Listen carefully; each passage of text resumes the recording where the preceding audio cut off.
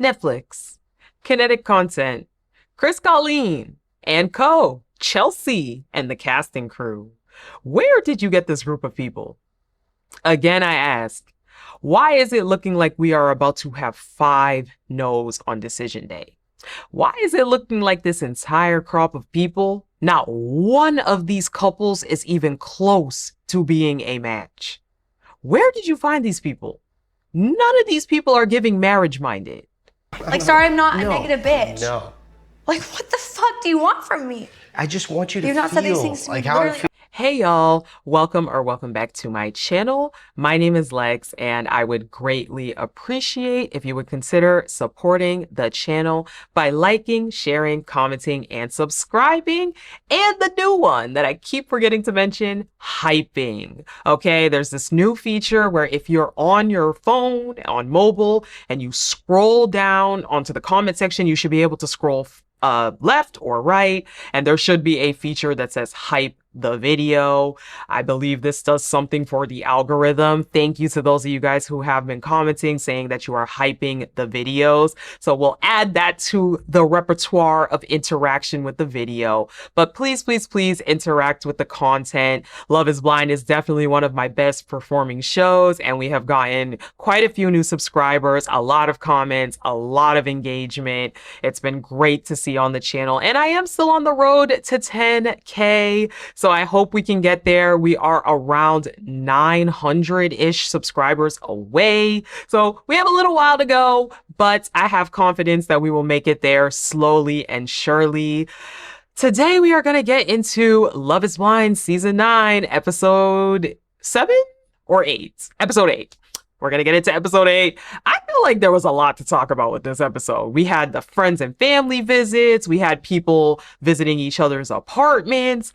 I feel like I have a lot of commentary. And again, why does it seem like not one of these couples is anywhere close to making it? This is bad.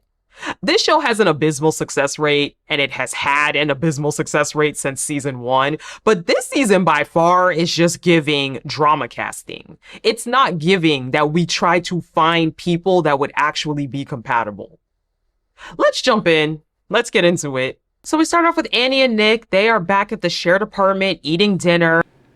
Was really put off, of course, by when you try to tell me things that I said that I didn't say, and I know, and I'm so sorry. That won't happen again. Annie is reveling about how she's so excited for she and Nick to live together. Nick, on the other hand, not so happy. Nick does bring up how he is a little bit irritated at the fact that she was putting a lot of words in his mouth during the fight they had the other day. Annie really brushes this off, and she's like, I'm sorry, I know that was crazy. It's just because I get really invested. I'm all in. I mean, that's just how I am when I'm all into something. And Nick's like, yeah, but I'm not gonna lie, that cannot happen again. She's like, no, of course not. It would never happen again. It's just because I'm so in and I love you so much, and there's nothing about you that isn't perfect, and that's just the reason why I get this way. And I was like, oh my goodness, the red flags are starting already. Why do you have me out here low-key feeling for Nick? Mr. I ain't being the allegations Nick. Why do you have me feeling for him? Because the fact that she did not see at all how she was in the wrong is crazy. And to those of y'all who wanted to be in the comments on some, you shouldn't need a partner, she wasn't in the wrong. Tone and delivery matters. You guys do realize that tone and delivery matters, right? She told this man 4 times in that scene, she doesn't need him. Her life would not fall apart if he wasn't around. She doesn't need him. Blah, blah, blah. That is rude. If any of y'all partners came up to you and talked to you the way that Annie was talking to Nick, you'd be in tears. I don't want to hear that the way that Annie was speaking to Nick was proper, because it's not. It's not the contents of what she said. Of course, yes, you should not need anybody for any, you know what I'm saying? Anyone who ain't your family. And for some people, even your family is in that list. You should not need anybody. But it's the way that Annie delivered that message. It's the aggression, the tone, the placement. All of that stuff matters when you're saying stuff. We're not just a series of psychology textbooks. We're human beings. And in that conversation, Annie was being harsh. She was trying to get one up on Nick. She was being very rude because she felt hurt by him. In addition to the fact that she was saying all that, but by that meltdown she had, it was very, very clear that Annie does need a partner, and she does put a lot of emphasis on needing a partner. So all of it was blowing smoke. So in any event, they claim that the two of them are fine. Later on, they're gonna go visit Nick's house up in the mountains. We will see. Joe and Madison, and this is a whole doozy, but they are also eating dinner. They're discussing the fact that their families are going to meet as well. About you? You're so sure, which is probably a good thing. But like, some of it scares me. Yes, it can't be all fucking sunshine. I don't think it's all sunshine. Do you think I'm all fucking sunshine? Okay, but I want to hear something. I want to hear. They talk a little bit about the experiment and how Madison's family is stoked to meet Joe. And Joe does ask her, have you ever introduced a partner to your family? Madison says no. And Joe's a little bit like, oh, okay, what's that all about? You don't feel kind of nervous about this whole thing? Madison says that she's the type that needs to feel out her relationships before she introduces them to her family. And Joe's like, okay, but you don't think that there's anything here at all that could be a point of contention with us? You think everything is just great? Madison's like, I mean, I don't know. I feel like we're really on a good path. I like where we're at right now. And he's like, yeah, but there's nothing about this whole thing that makes you nervous. I kind of feel like this experiment is a little bit difficult. And she's like, you think it's hard? You think this experiment is hard?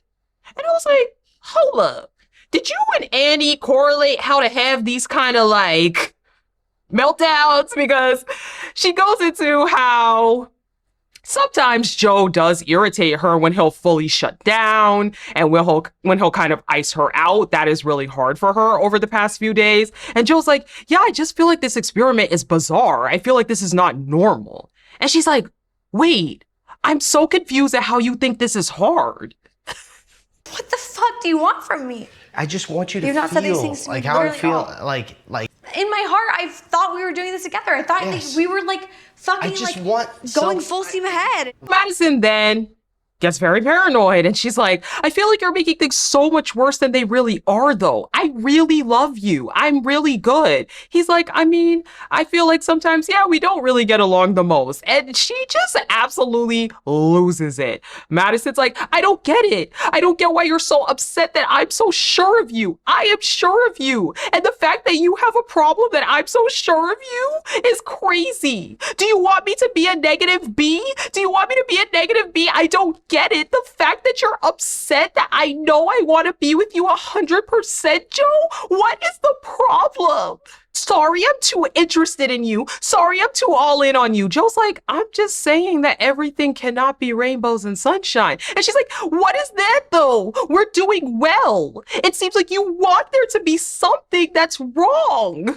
Two things. Number one, Madison girl, if you do not pick up that this man is trying to tell you over and over again that he is not a good guy, he is not the guy for you, I don't know what to tell you. This man was practically begging you to find a problem with him so he could just be like, all right, well, you got a problem with me? Bye.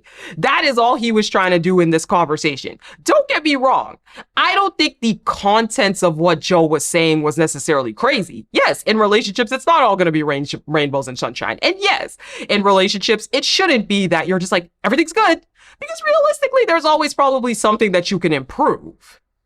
But it was very clear in this situation, again, to me, especially with the knowledge that we have of Joe, and that he does not like Madison like that, he's not feeling her, that he clearly was trying to fish and bait her to give some kind of problem so he could weaponize that later on. And it's very, very clear as well, because I also think Madison's in the wrong, that there is a deep-seated insecurity when it comes to dating, when it comes to commitment, when it comes to being sure of herself in a partnership.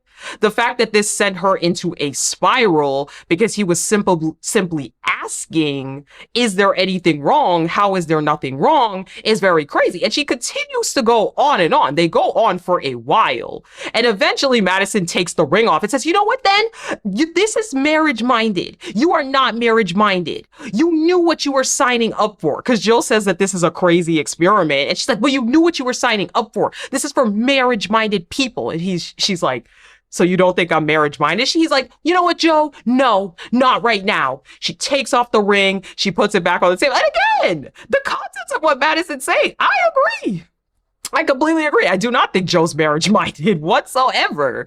Joe's not even relationship material for you, sis, because he doesn't like you like that, period. But at the end of the day, it's just the escalation with these people and how we get from one point to another point so quickly. I mean, she was so riled up in this conversation. And that to me, concerning. Feels like, I'm going to be honest. This makes me literally never want to tell my emotions again. And Madison is still going on and on and on in the background. And again, this is what I'm talking about. Chris Colleen and Chelsea and everybody. Why are you casting people like this who should not be in relationships? Madison is clearly not in the headspace to be in an experiment like this. Madison, she needs to be in a normal dating relationship where she can take the time to get to know somebody, where she can build up that trust, where she can build up that this person is with her, that this person is solid. And that is not this. And Joe is too dang shallow to be on anything. This man don't like her quote unquote big physique. All of his little 5'6" self talking about big physiques. All of his 5'6" below average self talking about big physiques. These people should not be here. This is absurd. So Jordan and Megan go over to Jordan's apartment. No. I reached out to my realtor, look at some homes that might be a little more suitable for the three of us. And as expected, it is a 1-bedroom. He sleeps in the living room. He has one of those sofa beds put out, but the place is very, very clean. Megan does say, this is nice. He's like, it's not going to be enough for 3 people though, right? And she's like, yeah, I mean, I'm still looking at realtors. I'm trying to find a place out here. So I got that taken care of. But you know, Megan is trying to be cordial. She says it's a nice place. Jordan shows one of Luca's toys, which is something that his mom made. That is a little dinosaur that has an insulin pump and a glucose meter. And Megan absolutely breaks down because, again, it just reminds her of the situation with her dad, how much of a trooper Luca is. And again, Look, I'm not saying that it's a bad thing that there's this connection, but it does definitely feel like this relationship is extremely trauma bonded, especially on Megan's side. I'll be honest, Jordan expressed some apprehensions with things, and Megan has expressed a few, but I feel like Megan feels very, very all in based on that trauma bond alone, and that's concerning. When you enter a relationship on some kind of trauma bond, it's not the best. Do you guys have other things in common? I just want to see how it's going to look as time goes on. Then we see Allie and Anton, and we finally get some insight into the dynamics of their relationship. Cool with that. I also don't think there's anything wrong with just having like a joint and then also having like our own separate ones. Because we've been seeing the little ripples, the little scenes Netflix is leaving in on purpose. But we find out they both work nights. Allie is a nurse, and Anton, it sounds like he drives trucks. So they're in the morning making some breakfast. First and foremost, Anton's in the kitchen. He's trying to do something in the sink, and Allie basically like pushes him out of the way to go to the sink. I don't know. It just felt like very rude and weird behavior. And Anton even clocks it, and he's like, oh, you passive-aggressive Allie today. You grumpy Allie today. She gets on him about not washing the fruit before he eats it, which that's disgusting. Fruit has bugs on it, so you should definitely wash it. But yeah, it was just the tone that she was using and the demeanor that she was using that was super weird. But they sit down at the table, and she's like, okay, so if you cook, then I clean, right? And he's like, yeah. He's like, do you like this? Did you like doing this morning? Having the breakfast mimosas, having breakfast together? And she's like, yeah. This is cute. And she always has this like slight look of disgust on her face. You could tell she's like, no, on this guy. She has a slight look of disgust on her face, but she's like, yeah, I like the breakfast. I mean, I would probably do this on a regular basis. Okay, maybe not the mimosas every morning, but I would definitely do the breakfast. So Anton's like, how would you feel about getting matching Mr. and Mrs. sweatshirts? And she's like, oh, I mean, I'm not usually into like the corny stuff. I mean, I would try it. I mean, I'd probably do it like once. And again, she has this look of disgust on her face. She's like, I would try it, but I don't know. I would probably wear it once and then I would never wear it again. And I was like, oh, here we go. Then Allie talks about how she is about to be in school full time. And the last time that she was in school full time, her mom did everything. Cleaning is not going to be like a priority for me. She lived with her mom. She basically says cooking, cleaning, all of this stuff around the house, it's not going to be a priority. So you're cool with that, right? She essentially tells this man, you gonna work to take care of me. And she does ask him that as well. She's like, do you have enough to take care of both of us, by the way? He's like, I mean, we're gonna have to budget. We'll have to see. But I mean, yeah, if you work part-time, we should be. So again, she's looking at this man she met a week ago saying, I'm not gonna be working. I'm not gonna be cooking. I'm not gonna be cleaning. But are you gonna work, cook, clean, provide everything for both of us?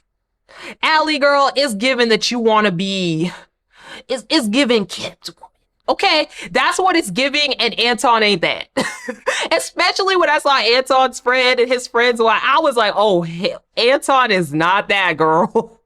He is not what you think it is. If you think it's about to be princess treatment, this man's gonna be pampering you hand and foot as you do nothing. Anton is not that kind of guy, honey. It's like, okay, but also I think I still would need to get Botox and I would still like to be able to get Botox during this time. So do you think that's going to work? And he's like, I mean, we're definitely going to need to budget, but we'll see. So then they get into joint accounts. And basically Anton is like, I think we'll probably just have one big pooled account for both of us. And we can both just have, a separate debit card, credit cards, whatever. Allie's like, I'm okay with that idea. However, I feel like we could also have our own separate accounts along with the joint account. Now, I'm not going to bust Allie too hard with this because I actually do agree with this as well. Personally, I know this is a very personal decision among couples, but I am not too shabby on the whole, hey, we both have a pooled account for bills, for joint things, and then we have our own little separate accounts where we can have our fun money to do whatever we want. I've been in dynamics like that and it has worked fine. So I'm not totally against it. Anton is definitely like, okay, but why is it that you want to have a separate account? Can you explain that?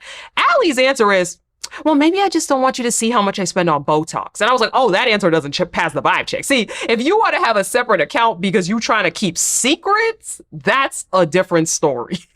That is absolutely a different story. But at the end of the conversation, Allie's like, I feel like you're being weird. I feel like you're being so weird. What's going on? And he's like, I don't know. I worked all night. I'm tired. Anton is fed up. Allie's disgusted and he is fed up. Y'all thought this was going to be the golden couple. I was not seeing it. I'll be honest. I was definitely not seeing it. KB and Edmond. So Edmond's mom is coming over. Ed and his mom, very similar demeanor. My room. It is something that I give all of my daughter-in-laws. Yeah. They all get. I was like, oh my gosh, I forgot her be. Very, very similar demeanor. Very emotional, both of them. Mom was sobbing all throughout the conversation. They have the little meeting. Edmond's making pancakes, making breakfast for everybody. And they, of course, get into why KB chose Edmond. She says she loves how vulnerable he is, how he has that soft side to him, etc., etc. The same things that she said. Ed's mom says, look, there's a lot of things I don't even know about Edmond. I'll try to get into conversations with him and he'll lock that box up and say, let's not go there. So I'm really glad glad that he's willing to give you the key. She then gets into how in Ghana, she has a bead girl and she gives the same beads to all of her daughters-in-law. And KB's like, is that cultural? Is that something for you guys? And she's like, yeah. So what I would do is I would give it to Edmond and I would teach him how to adorn it on you. And then we will go from there. As they're eating, Edmond's mom is like, look, in Ghana, we don't use utensils. We use our hands. When I have grandkids, I'm going to want to teach them that as well. And I was like, why? Why do all of their scenes have to be so uncomfortable? Why do all KB and Edmond scenes just give me a feeling? So KB steps out for a minute so Ed and his mom can have a conversation. But you only get one chance to make a first impression. Now look at the Instagram. I haven't seen to my sister, we were like, nah. Oh, there was some daughter-in-laws, they go rat me out to my sons. Yeah. Can't stand it. Now, mom says that she saw Calabria's Instagram and was like, nah. And I was like, why? I haven't seen Calabria's Instagram, but I didn't like that. She was like, but as I met her today, I do have a different feeling about her, and I absolutely feel like she fits you. Ed talks again how all his brothers have girlfriends, wives, etc. So it's his time to settle down, and his mom is basically like, I'm not going to stop you. I'm not going to tell you what to do because I like her. I really do like Calabria. I think you guys fit well together. Then she starts to talk about how she felt like a baby is coming. She feels like a baby is coming. And I'm like, slow your roll. She then gets into how all of her other daughter-in-laws, they will rat her out when she says certain things back to her sons. And she feels like KB is going to be the only one who's actually going to talk shit with her and not rat out to Edmond. And Calabria says that not everything needs to be told to Edmond. And I was like, well, what kind of stuff are you saying where you're making them cry to the point where they have to, this family. But overall, mom is pretty emotional. She claims she likes Calabria. Keep it on the notepad for now. We gonna have to see about them. Joe and Madison are at Joe's apartment, and Joe once again is realizing he said the wrong things. He should have been more sensitive in the conversation. You know, the same rigmarole that these two go through. So Joe does apologize to her yet again, and Madison admits that she put her ring back on. They look around Joe's apartment. Looks pretty typical. I think it's a studio because his bed was in the living room. Yawn. So Megan and Jordan, they are meeting up with Megan's mom and Megan's sister. It is the 4th anniversary of her dad's passing. So of course, it's a very special day for them to all meet. Off the bat, Megan's family, very big sense of humor. Her mom was cracking a lot of different jokes, but they talk about how the two of them have a really great bond. They've been learning a lot more about communication. Megan's sister says she knows the connection is coming, and we get yet another person saying they had a dream about somebody. This time it was Megan's sister saying that it was their dad saying, he's just like me, he's just like me, he's just like me, meaning Luca. So that is a sign that there is a connection there between Jordan and Megan. And again, I just hate how everything in this relationship feels centered on the sort of trauma bond. It just makes me feel really weird. They talk about the vasectomy and get into if he wants more kids or not. And Jordan's intention was always that he was going to get it. And then if he ever met somebody where they wanted to have more kids together, he would just get it reversed. Now they discuss Luca and the fact that Luca will not be living with them during the experiment. Thank God. Sounds like mom, the baby's mother was like, absolutely not, which thank you, please no.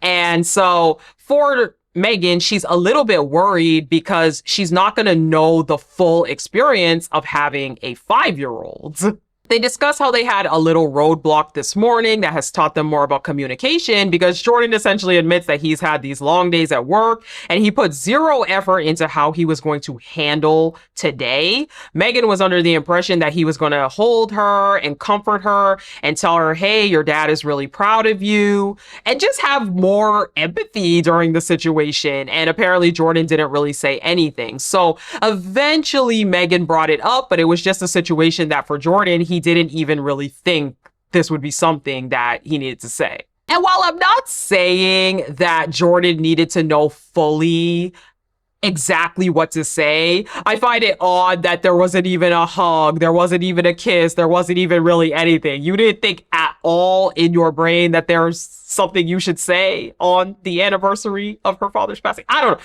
To me, that sounded a little bit weird. I understand that talking about exactly what it is you need, but it sounds like Jordan literally woke up this morning and was like, hey, at least the way they made it sound in the story. So I have no idea. For Megan, though, she's always afraid to ask for things because she's worried that the person she's with is going to leave. Megan then steps away and Jordan asks them for her hand in marriage with Megan, blah, blah, blah. Overall, though, they say that Love is Blind is not a super crazy experience for them. Her sister gets extremely emotional telling a story about how their dad talked about when he saw the elevator doors part, he saw their mom and instantly knew that they were going to get married. So it's not a crazy concept to them.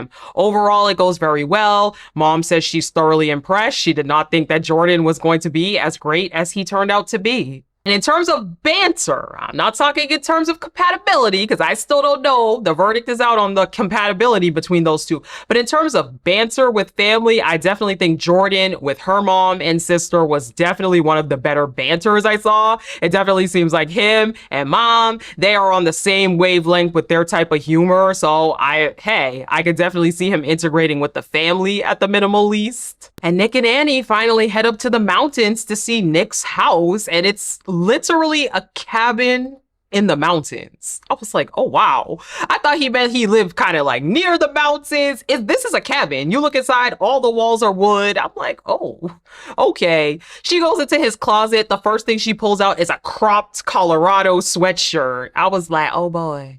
They also leave in something about him being a size queen and he likes a big sail because he got a boat. Anyway, Andy starts to get pretty sad about possibly making him have to leave his home because he shows this whole garage full of different things that he has. Skis and different stuff. Some hockey? That's right. Really? Oh yeah, bud.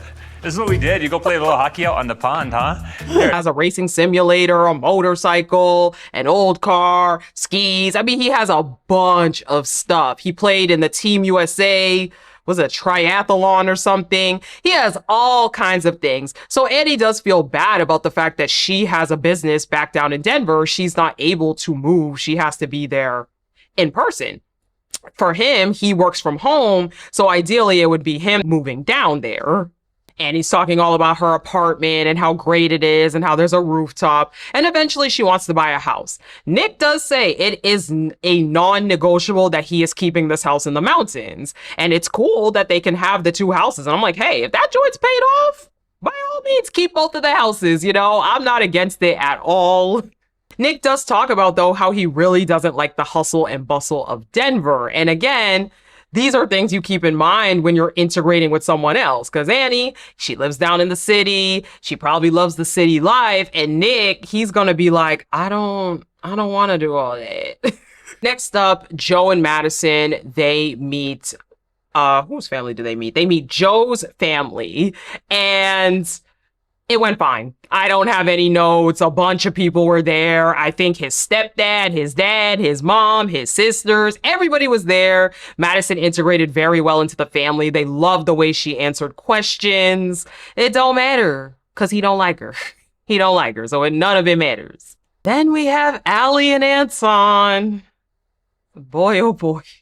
So Anton's friend and his girlfriend, I believe, come, and right off the bat, she's like, we met 4 months ago and he never left. Basically, the friend. He never left. They moved in together after the first date. She cooked once and he said he is never leaving. Allie's face looks horrified. She's like, what kind of people did you bring me around? Now, they order quite a bit of drinks. They have like the little wine glasses filled with whatever they had. And then they keep saying, the friend particularly is like, where's the tequila shots? Are we bringing the rounds of tequila? And you could just tell that Allie feels so out of her element. You could tell she is like, these are not my kind of people at all. But they're talking about why they bonded in the pods. Anton brings up how they even both worked at McDonald's. They both came to the States at the same time. time. And the friend is like, oh yeah, remember back when we used to work at McDonald's and we would shut down the whole store so we could go drink? Allie just looked so horrified. She's like, oh, you didn't tell me that. And I'm like, girl,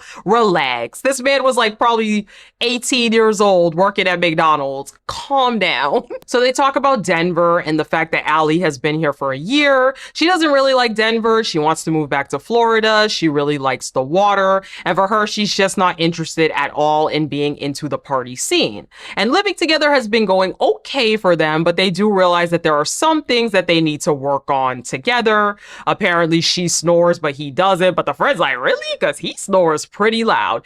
Anyways, the friend's girlfriend or wife or whatever it is and Allie, they step away to go to the girls' bathroom while the boys have a talk and the girls have a talk. You know how girls are, man. Yeah. He's told me that Joe is kind of like more of like a big party guy, and he like drinks a lot. And okay, it's both. Okay. So basically the girlfriend is spilling all the tea in the bathroom to Allie. She's like, I'm not gonna lie. Before this, Anton was really not the marriage type. I would not have thought that he was going to be a part of something like this. Right before the show, he was going out every night. He would go to strip clubs with my man. Them two, they would go to strip clubs together, and he was really into that stuff. So I'm surprised that all of a sudden right now he's ready to settle down. And I'm like, oh, not her dropping all the tea though. Just everything. Meanwhile, Anton and his friend are talking at the table, and the friend is like, I'm not gonna lie. I was gonna give you 2 weeks. I gave you 2 weeks before you were gonna be out of this whole experiment. And he's like, what do you mean?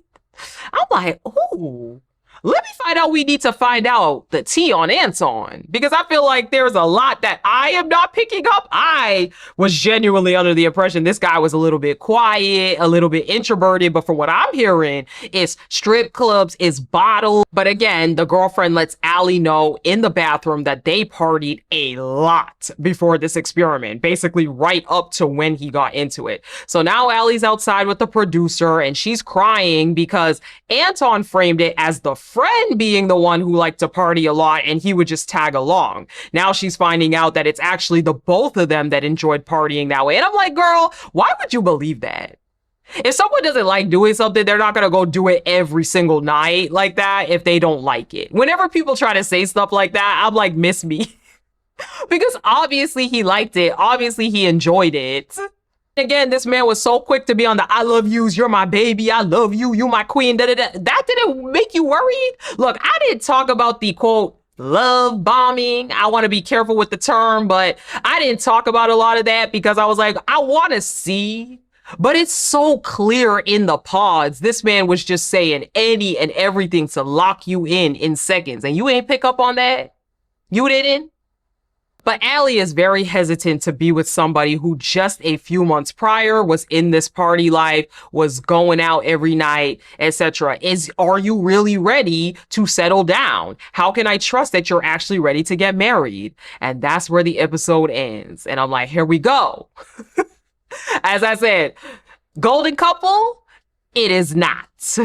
But if you made it to this point in the video, that means you like the video. So I would greatly appreciate if you would consider supporting the channel by liking, sharing, commenting, and hyping. Please hype the videos if you have this feature. Also subscribing. Please just interact with the videos any way you can. We are on the road to 10K. Thank you guys so much for all of your comments. Thank you guys so much for engaging with this Love is Blind content. And I will talk to you guys in episode, what are we on? 9. And please don't spoil the show. Bye.